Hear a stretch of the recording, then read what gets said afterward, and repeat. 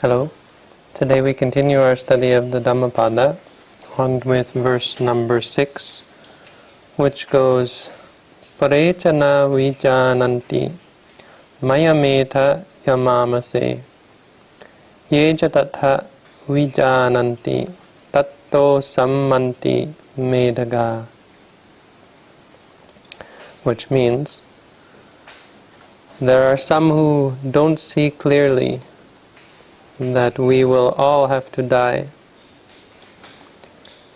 But those who do see this clearly, tattha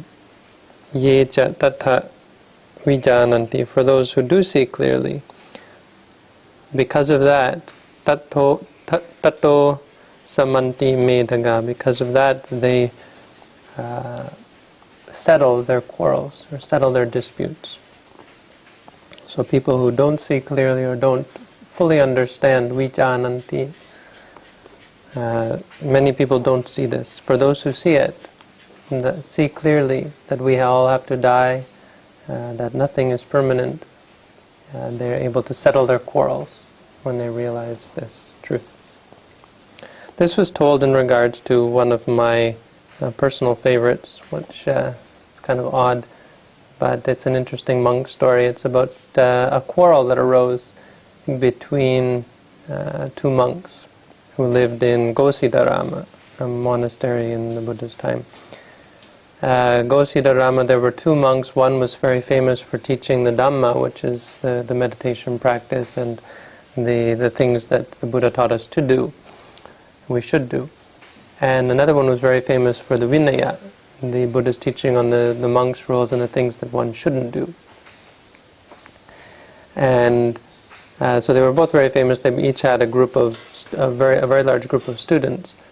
And one day, one of them was the one who taught the Dhamma was coming out of the washroom, and the one who taught the Vinaya was going into the washroom. And the one to the Vinaya looked and saw that the one who teaches the Dhamma had left some water in the bucket, in the washroom, which you're not supposed to do because mosquitoes will lay their eggs. And so he said this. He said, "Hey, that's an offense, to do that." And he said, "Oh, I'm sorry. Well, I didn't realize. Then please let me confess it to you." Because when there's an offense against the rules, then you have to confess and say you promise that you try your best not to do it again. And just make it clear that you are aware of the fact that you did it. And the one who teaches the Vinaya said, but if you didn't realize it was or if you didn't do it intentionally, then it's not an offense.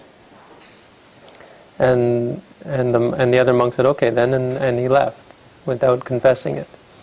And the one who taught the Vinaya went around telling all his students that this other monk had an offense that he hadn't confessed. And so they went and told the students of the other teacher that this story, and those monks told the teacher, and the teacher said, "Wow, first he tells me it's not an offense, now he says it is an offense. That monk's a liar." And so his students heard this, and they went and told the other students, "Hey, your teacher's a liar." And then they told their teacher, and their teacher got more angry and said nasty things until finally they were split up into two different groups. As a result of that, the novices and the bhikkhunis, the female monks, were split into two different groups as well. The lay people who supported the monks split up into two groups. The angels who guarded the monastery split up into two groups. The angels that were their friends who lived in the sky and in the various heavens, they all split up into two groups. And the story goes that this part of the universe split up all the way up into the Brahma, or the God realms, and the gods themselves were split, believe it or not, over some water being left in a bucket. Now the story goes on and on about how the Buddha tried to convince them to change their ways, and they wouldn't listen, and actually they said to him, "Oh, please don't bother yourself, we will take care of this on our own," and they wouldn't let the Buddha even get involved, and so the Buddha left and went and stayed. And there's a story, this whole side story about how the Buddha stayed in the forest with an elephant, and the elephant gave him food. and took care of him, and then after that he came back, and then at the end he got all these monks. What happened, sorry, the best part of when the Buddha left, all of the lay people said, well, where's the Buddha go? And they said, oh, well, we told him not to get involved with our quarrel, and so he left. And all the lay people got very angry and upset and said, how could you, now we don't have the opportunity to see the Buddha because of you. And so they stopped giving food to the monks. Because of that, the monks had a very hard time getting alms food and just surviving. And they went and they apologized, and the people said, well, you have to get an apology get forgiveness from the Buddha. And because it was the rain season, they couldn't do that, so they had to wait 3 months, and they were very, very hard up for 3 months.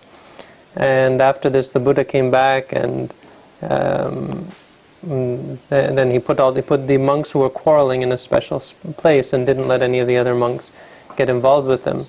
When people came and asked, where are those quarreling monks, the Buddha would always point to them and say, there they are, there they are. And they were so ashamed that eventually they came and asked forgiveness from the Buddha and felt really ashamed for what they had done. And that's when the Buddha told this verse.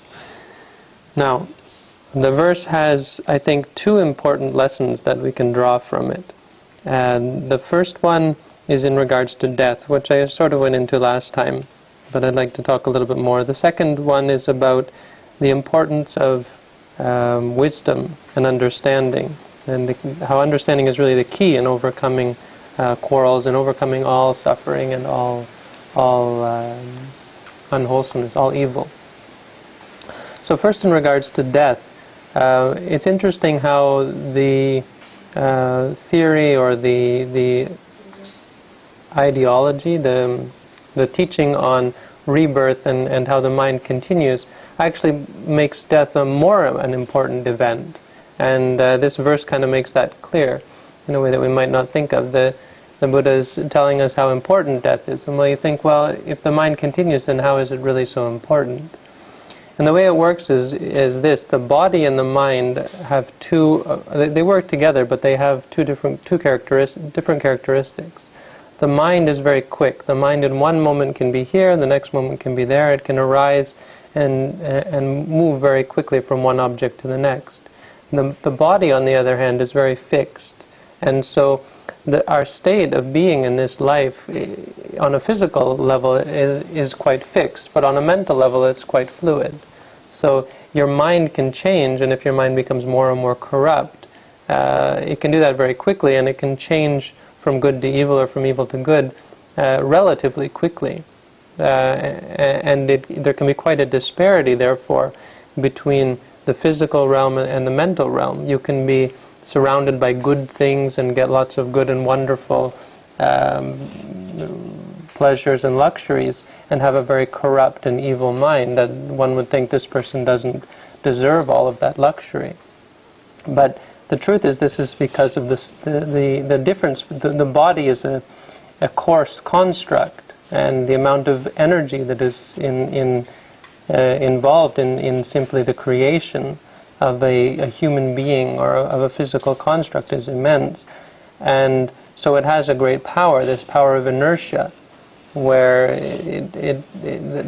you can't just stop that inertia. Now, some people, if they do really bad things or really good things, they might wind up cutting it off by dying. You hear about really good people who are killed because of their unwillingness to do evil and so on, or die because they're not willing to do evil in order to live on and so on. And you, of course, hear about evil people who do bad things and as a result are killed or die in unpleasant circumstances because of the way their minds are. But for most people, or for many people, the inertia and the power of the physical prevents the repercussions until the moment of death. Now, at the moment of death, the body is totally reconstructed. There is a period that goes where the mind leaves the body behind and begins this immense activity or work required to rebuild another body or to create another human being, starting at the moment of conception. Now, that of course is much more mental, and that the nature of that is going to depend almost entirely on the nature of the mind, or the set of the mind. What sort of work is the mind going to undertake? For most people, we're caught up in this programming of creating a human being and a human life, and so as a result, we'll be reborn as a human being. But you can be reborn in many different ways based on your mind. And therefore, the importance of, as we've seen in the past stories, the importance of settling our disputes in this life, and settling them in our mind anyway. Sometimes we can't stop other people from being angry at us, but most of greatest importance is that we are able to settle them in our own minds. And this is the word sammanti, which means to stabilize or to tranquilize them in our minds, to make it so that they no longer they're no longer a source of clinging. We no longer cling. We no longer regurgitate and go after and recreate this in our minds. So, which was obviously the case, the problem in the case with these two sets of monks, which is a real danger. And so the Buddha pointed out to them that this is really useless. This is really futile. And the reason people do this is because they don't see. They don't see clearly. So this is the importance of death, because it frees the mind to make choices again on a level that it's not free to in this life because of the inertia of its previous work in creating this being. And the second part is that importance of understanding, and how understanding things like death is important. On a meditative level, understanding the truth of birth and death as occurring on a momentary level is far more important and crucial, in fact, in freeing ourselves up from strife and quarrel and disputes and suffering. And I've said it before, but it's worth reiterating that this is really all you need to do to overcome your suffering, to overcome quarrels and so on.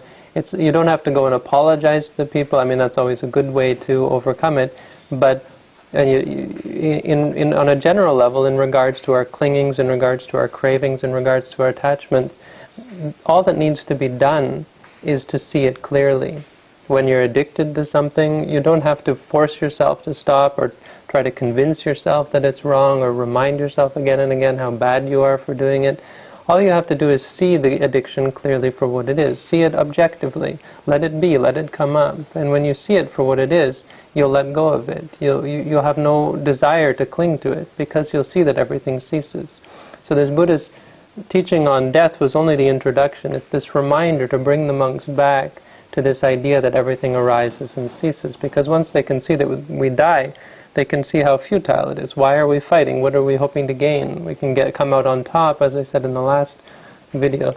But what does it mean to be on top? Because eventually we all die and we're put on bottom. And once they start to do that, then you can start to see that really, why would we cling to anything? And you start to be able to look at your clinging and see that when you cling to something, you hold on to it. It maybe brings you pleasure temporarily, but then it disappears. And what is the benefit? What is the gain that comes from that? When you see on a phenomenological level, experiential or moment-to-moment level, how everything arises and ceases, how this happiness, this pleasure that you're hoping to get is really actually bound up with suffering and stress, because it conditions the mind to want more and to strive more and to be stressed, and you can make yourself sick and uncomfortable, unwell as a result of the clinging. So when you practice meditation, when you look at the objects of awareness on a moment-to-moment basis, you're able to see that everything arises and ceases. Simply that seeing allows you to, it changes your whole way of looking at things. You no longer look at things in terms of the universe, in terms of us and them and I and me and mine and so on. So many of the points of reference that we take on an ordinary run-of-the-mill frame of reference are gone, are lost, are given up by someone who takes up this practice. You really change your whole way of looking at the world. And this is, I think it's important to pick up this word in this verse, vijānanti, which is really the same word as vipassana. Vipassana means to see clearly. Vijānanti means to know clearly or to understand clearly. But it's really the same word, and it has the exact same meaning. And it's really the core of Buddhism. And it's so easy when you read this verse to just skip by that and say, oh yeah, we have to think about death, and death is the most important. No, the most important is the knowing, the understanding. When you see, with death as an example, when you see that everything ceases, when you see, our quarrel, why are we quarreling when we have to die? It helps you see that everything ceases. When you see on a momentary level, here I'm clinging to this thing, why would I cling to it when it has to cease? When you're able to see things arising and ceasing, this is what the meaning is, when you're able to understand clearly that there is nothing in the world that you can hold on to, that lasts more than an instant. When you're able to see that it's futile to cling, and it's useless, it's unbeneficial, and actually it's a source of great stress and suffering. By its very nature, by the stress caused from clinging, from wanting, from craving, and so on, and the building and building up of more and more craving, and suffering when you don't get what you want, and so on. So this is another important verse and another good lesson for us. This is the Dhamma for today from the Dhammapada. So thanks for tuning in. All the best.